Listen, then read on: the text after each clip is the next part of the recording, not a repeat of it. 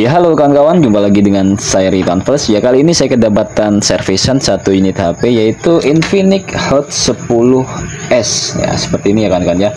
Ini HP-nya sudah saya bongkar tapi belum saya eksekusi. Kenapa saya bongkar ya? Supaya untuk memangkas waktu, supaya mempercepat agar gak kelamaan ya kawan-kawan ya. Dan HP ini memiliki kerusakan atau kasusnya seperti ini. Ya jadi dia restart terus menerus. Jadi muncul logo Infinix, lalu dia mati. Nah seperti ini, lalu muncul lagi Infinix, lalu mati lagi ya, seperti itu seterusnya, dan nggak akan pernah hilang nih logo Infinix-nya kecuali HP ini drop gitu ya kan kawan ya.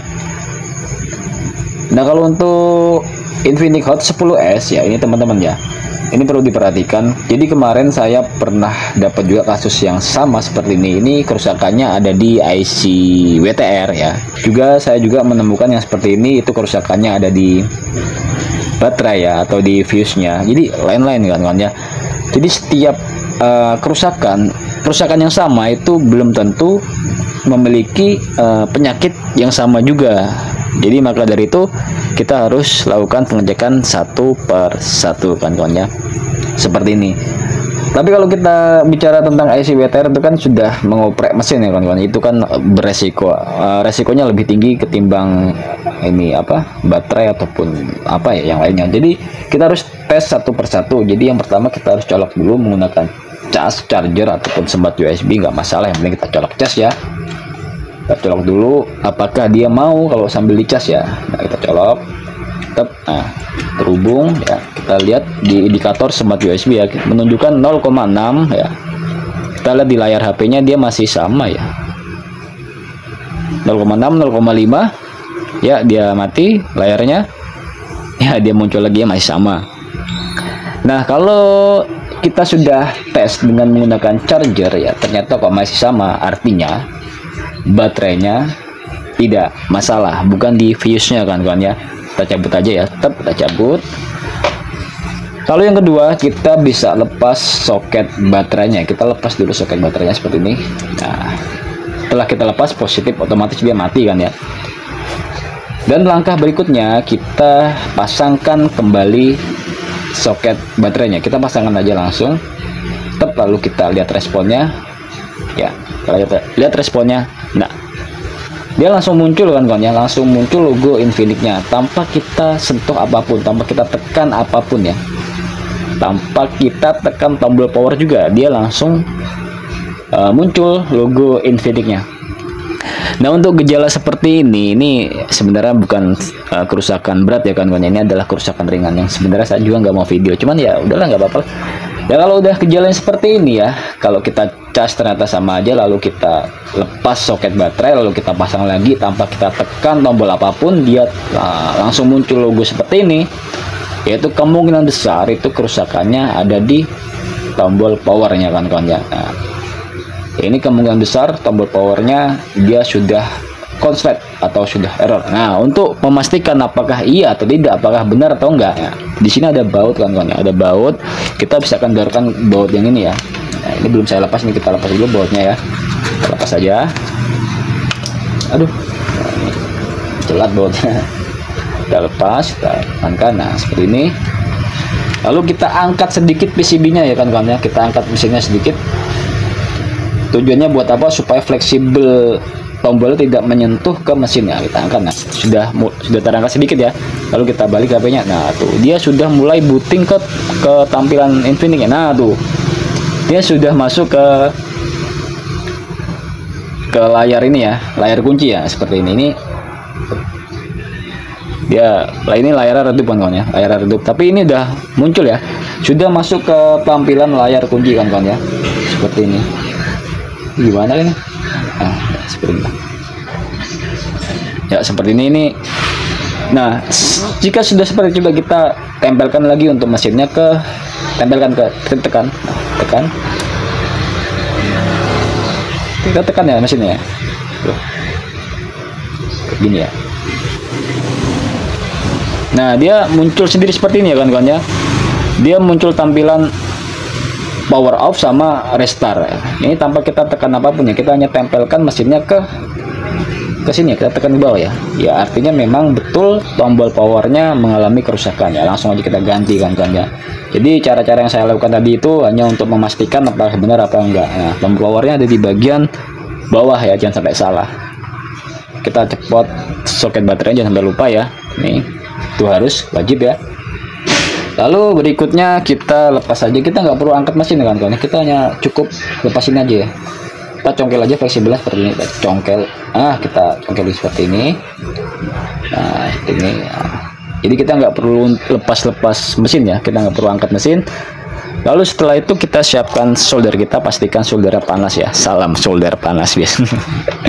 Nah pastikan soldernya udah panas. Lalu setelah itu gampang untuk melepasnya, gampang ya. Nah, kita kasih sedikit plug ya di bagian ini tombol power, kita kasih sedikit plug supaya apa, untuk melelehkan timah aja ya.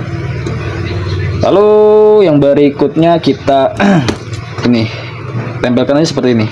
Kita kasih ini dulu, kasih plat untuk protektor supaya nggak kena baterai ya, soldernya seperti ini ya. Kita tempelkan di bagian bawahnya kan kawan ya. Nah, seperti ini kita tempelkan aja di bagian bawahnya. Nah, kita nggak solder di bagian atas, jadi kita solder di bagian bawah. Nah kita tahan, nah lepas tuh udah. Nah ini udah lepas tuh, mudah banget tuh. Aduh lupa ke zoom ya. Nah seperti ini apa itu ya. Ini udah terlepas ya untuk tombol powernya tuh seperti ini. Nah setelah terlepas tombol powernya, kita jangan lupa kasih sedikit tambahan timah pada fleksibel tombol powernya ya. Jadi pada saat kita pemasangan tombol yang baru nanti biar gampang dan kuat kan ya, kita kasih tambahan timah ya.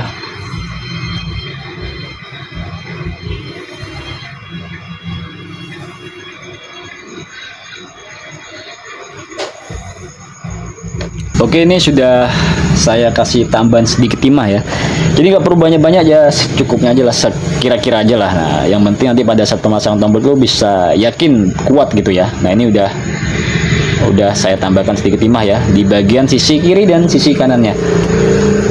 Oke, lalu yang berikutnya kita siapkan untuk tombolnya ya. Jadi kita nggak perlu ganti tombol ini kan, nggak perlu ganti full set ya. Kita hanya cukup ganti tombol centilannya aja gitu.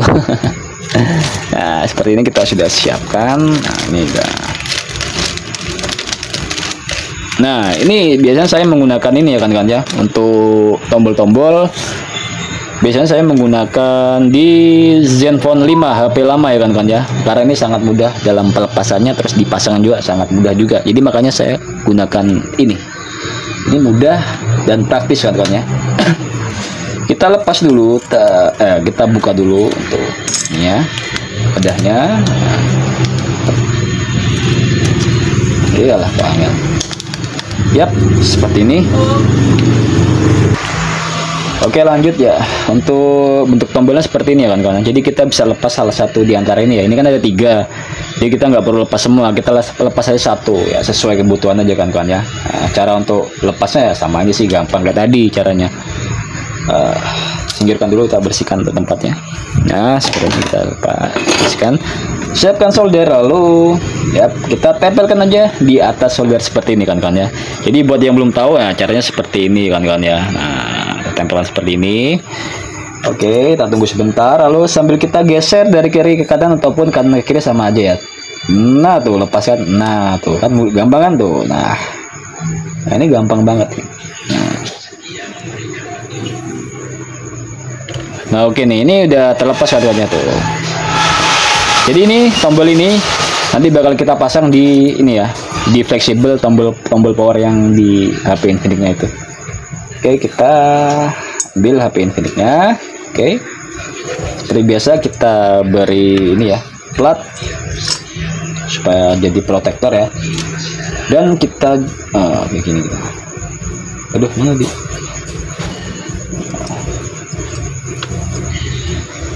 Cari posisi senyaman mungkin ya. Nah, seperti ini. Pokoknya diusahakan untuk posisinya cari senyaman mungkin. Nah, kita tambahkan ini ya, fluk atau songka, jangan lupa ya, sedikit aja, nggak perlu banyak-banyak.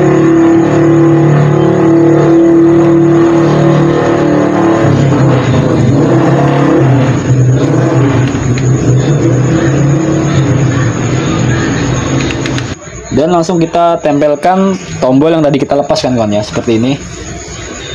Tempelkan aja di sini di atasnya ya. Nah, seperti ini. Biarkan itu.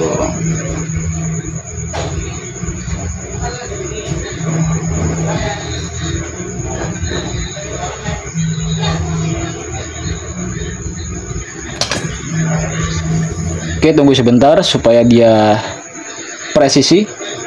Udah, nggak perlu lama-lama ya. Nah, seperti ini kan kawan ya. Aduh. Taruh. Nah.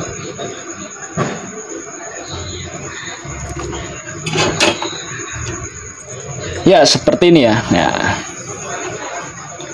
Pastikan kuat ya kawan-kawan ya, nggak mudah lepas. Nah, seperti ini. Oke, sudah terpasang ya.